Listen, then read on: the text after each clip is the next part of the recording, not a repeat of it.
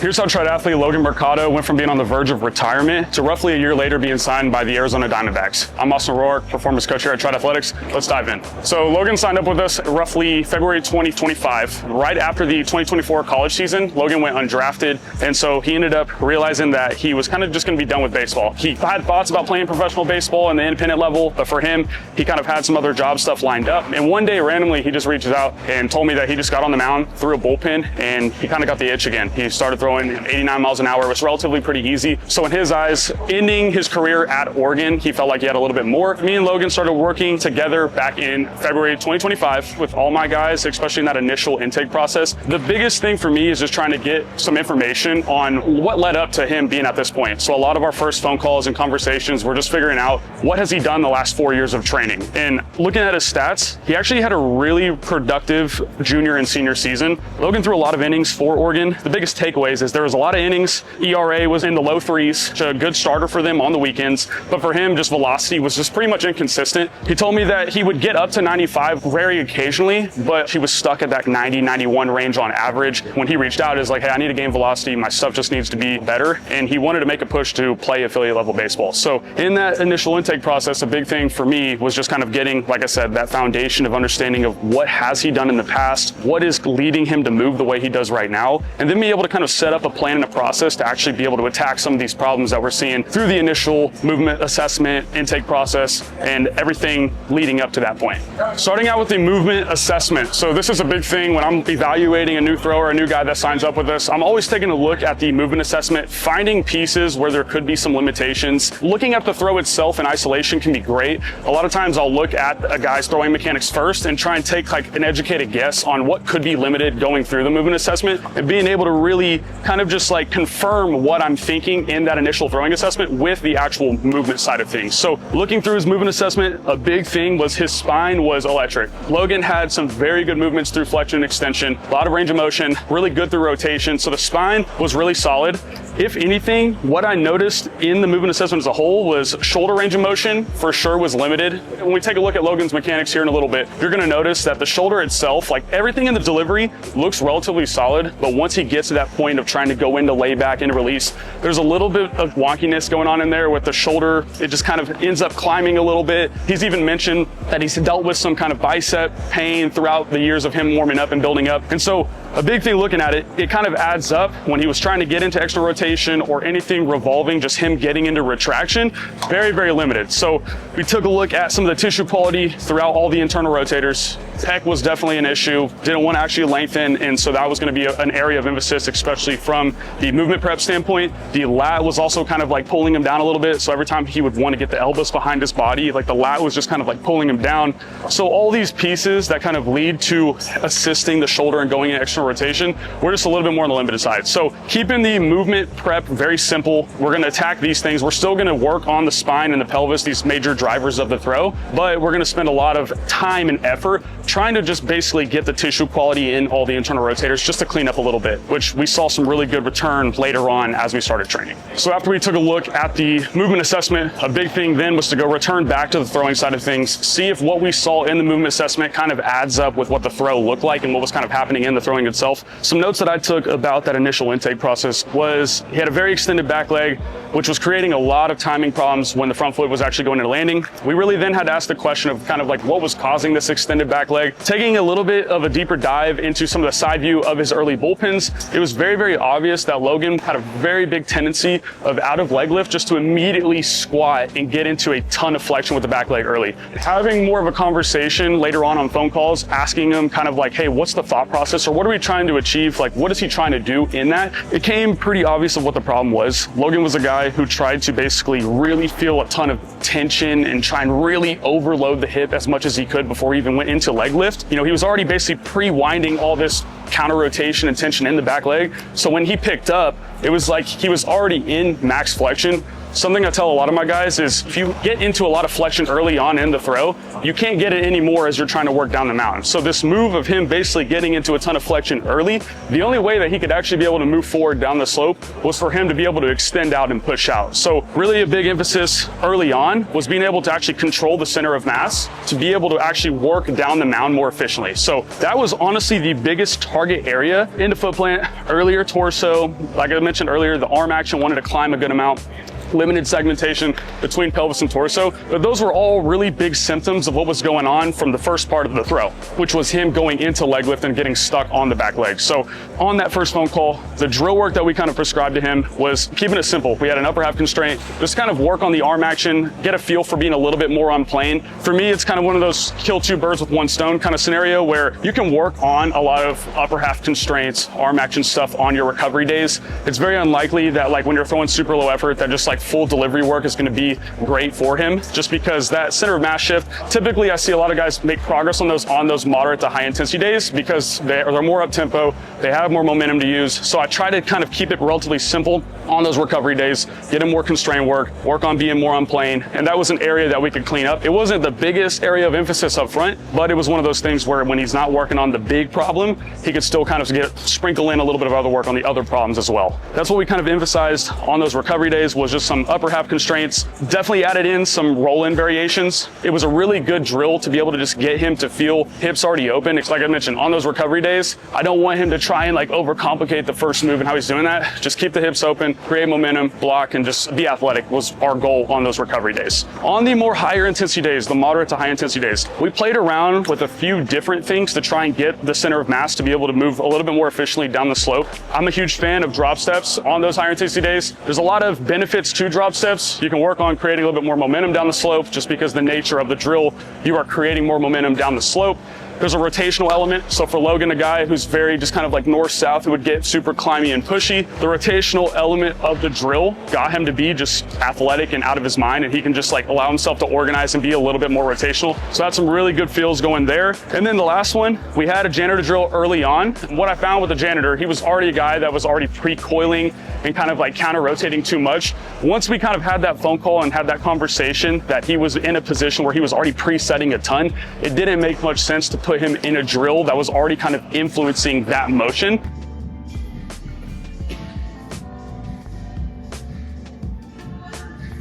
I found something. Pre-corking does not work, which is what I naturally do.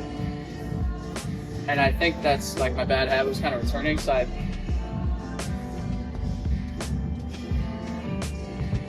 Yeah. Found something. So we decided to pivot off of the janitor drill and go into more of like a rhythm step back. So something where he was just going kind of back and forth, creating some rhythm, feeling the center of mass shift side to side. And then when he was ready, after creating some athletic feel, he would just pick up and allow himself to be dynamic down the slope in that first move. So that was really when we start to see a lot of progress on that first move, was adding a little bit of that rhythm step back component versus already putting him in a position where he was overly counter rotated. So really big emphasis for Logan up front, like I mentioned on the throwing side, get the center of mass to move more efficiently down the mound. Stop getting so stuck in that initial move that was causing him to have more of that pushy, extended back leg, which was ultimately leading to a lot of problems in the foot plant between pelvis and torso, not actually having a good sequence. Throwing drills are one thing. How you actually are going through the throwing plan week to week is even a bigger thing. The biggest notes that I took for Logan up front, coming off of kind of a deload, he was building up slowly, he wasn't throwing much. We were utilizing a lot of sub-max intensity throwing sessions to try and basically raise the floor of his throwing versus just immediately going into high intent or max effort work. For me, when we're talking about getting a pitcher to throw harder, we need to look at it at the standpoint of we're not just trying to drive intensity on dysfunction. For Logan, there was clearly these big pieces that needed to be addressed from the throwing perspective. Just stacking pure high intensity throwing on that, to me, would just be more of a disservice to him in just him driving arm speed through the roof, especially for him. He's had some bicep stuff in the past. We want to lay the foundation early on instead of trying to change the throw, like always just max effort pull downs, high intensity plyo testing stuff. At the very beginning, 70% mound throws, 75%, 80%, 85%. Each of these throws, we had a radar gun on. I'm such a huge believer in radar feedback when you're trying to make big changes with mechanics, just because if you're trying to work work on things and you don't have consistent feedback, especially through the remote setting, it's going to be very difficult to be able to know and track progress and see if you're making progress week to week. So for Logan specifically, a big thing that I mentioned up front is we need to have radar feedback when we are doing these sub-max throws. And what ended up happening after a couple of months of us slowly building up in 5% increments, you know, one message was, hey, I just threw the easiest 87 of my life. Like, it felt super connected. He was giving me some really good feedback with what he was feeling. And then from there, when we got that feedback, then it was, we were adding a little bit more intensity on top of that to then see if those numbers would continue to climb. If in the perfect world, if we're making some of these changes, that floor of your velocity for, let's say Logan's velocity at that time, max effort was 91. I want to be able to see, can we kind of raise that floor to 89, 90 as easy as we can, and then be able to stack a little bit more intensity on top of that. So one message was he started flicking 87s really easy. It was almost like the next pin, 88 started to come out a little bit easier. We saw a couple of 89s, and then the 89 started. So over time, we saw this gradual buildup. And for a guy, like I said, who's trying to make a ton of progress, to be that guy who can sit in the mid-90s and sustain it. I think a lot of guys tend to not be able to sustain velocity because all they're doing is training this high, very concentric delivery of just like being tense versus actually being able to utilize relaxation and allow everything to load the way that it needs to. So up front, this took a lot of phone calls. One thing about Logan is he was super, super communicative, and he took a lot of pride on getting calls scheduled every week. I remember after a phone call that I would take with Logan, he would schedule a call for that next week right after. So having this back and forth feedback, especially through a remote setting, is so important because all of this has been done from a remote standpoint. And so when we're talking about making big changes with the throw, we need to be able to have this back and forth so I know where is he actually struggling or where is he not actually understanding what I'm trying to explain to him. And that's where the phone calls and the back and forth of him asking really quality questions became so important to be able to get a better idea of what he was doing with that initial move. So going back to it, utilizing those sub-max throws, over time, the velo just started jumping, and then ultimately we waited all the way till right before season. That's when we really started to peak and start to build up and building volume on top of really solid patterns versus where I think a lot of other guys go and make some mistakes is up front, they just want to stack a ton of intensity up. They feel great in the moment, but then months later, then it starts to kind of peak down a little bit. So really emphasizing early up front,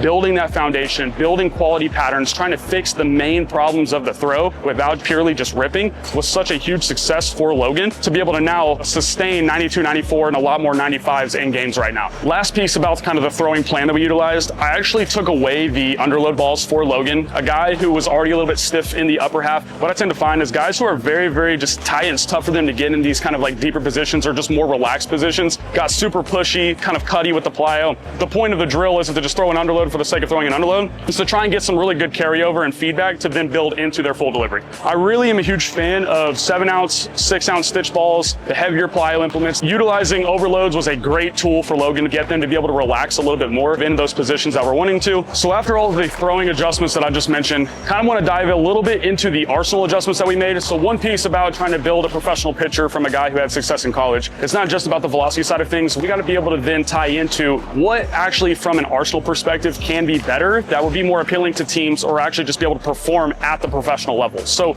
looking at Logan's old arsenal, Logan was primarily four-seam fastball, had a little kind of gyro slider, and he had a cutter and then a changeup that he threw occasionally. Beforehand, when we had a lot of conversations, a big emphasis for Logan is that he just did not feel comfortable with the slider. He had feel with it in college here and there, but as we kind of progressed, Logan lost some feel with the slider, and he felt like every single pin, it was just kind of popping out. And I think there's something to be said is like when you have a certain set of mechanics or a certain delivery, there are some pitches that might play at a particular level, but then as you start to throw harder, make subtle changes, maybe that's you not climbing as much and you become more on plane, your arsenal starts to shift a little bit and change depending on how you are actually releasing and what's going on into release based on what you changed in the beginning of your delivery. So we had to take that into consideration. I think what ended up happening was Logan had a little bit more of kind of a gyro slider that when he was a little bit more on the climbing side of things that he was working on, when Logan became a little bit more on plane, I think his slot dropped a little bit, which ultimately led to him being slightly underneath that pitch. It was slower, it wasn't playing as well. So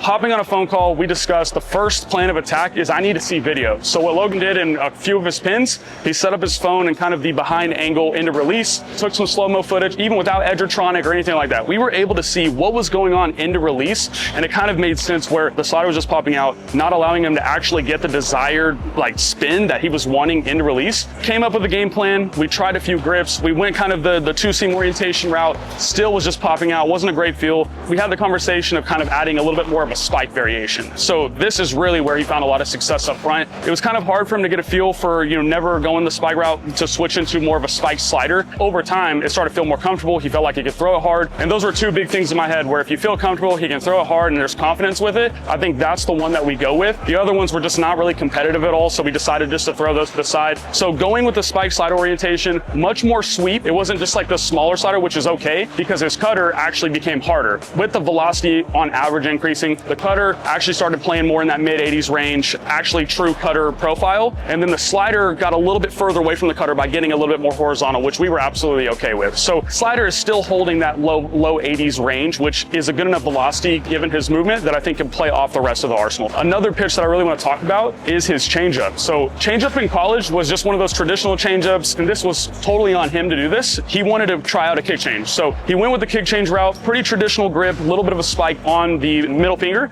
Actually was disgusting like first week of trying it, which is again, fantastic sign when we're talking about designing a new pitch. Picking it up right away, good feel. Each pin, we made it an emphasis on trying to find the right location to work with that kick change. Small sample size, averaging right around that 0 vert mark with his fastball playing somewhere between that 16, 18 mark. So we're seeing a ton of vertical separation between those two pitches, which is fantastic given before a little bit more of a runner from a high slot trying to kind of work on the inside of it. So it was a really good adjustment by Logan to be able to add that pitch, which again, opened up a lot of opportunities for his arsenal to play at the professional level. Two seams in the works in the future, but really there's some good direction with that pitch. Overall, the arsenal itself has come a long way for Logan just within the last 5-6 months of us working together. Still want to keep making that more consistent as time goes on. The big piece here is how did it all come together? What kind of led up to him getting signed, and what were the small pieces when we were actually doing live ABs and stuff that kind of led to him doing that? So once we saw that the velocity was in a really good spot, pitch count, we kind of raised the floor, added some volume.